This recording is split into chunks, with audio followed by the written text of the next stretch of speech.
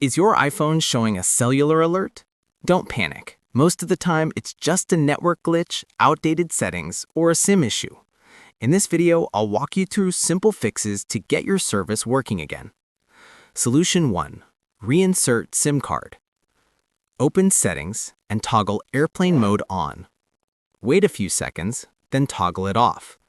This refreshes your network connection. Next, power off your iPhone. Use a SIM ejector tool or a paperclip to remove the SIM tray. Take out the SIM, wait a few seconds, then reinsert it. Turn your iPhone back on and check if the issue is resolved. Solution 2. Enable 4G or 5G for voice and data.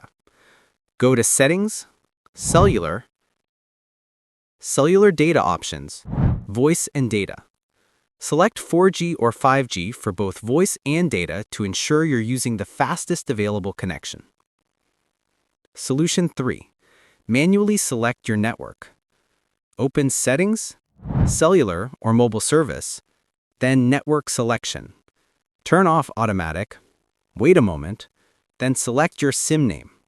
Restart your iPhone afterward. Solution 4.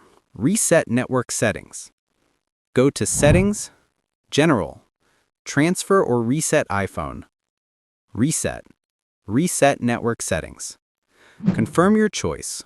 Keep in mind this will erase saved Wi-Fi passwords, so reconnect after the reset. If none of these steps work, contact your carrier to check if the issue is on their side. By following these methods, you should be able to restore your iPhone's connectivity. If this guide helped you, hit subscribe for more quick troubleshooting tips.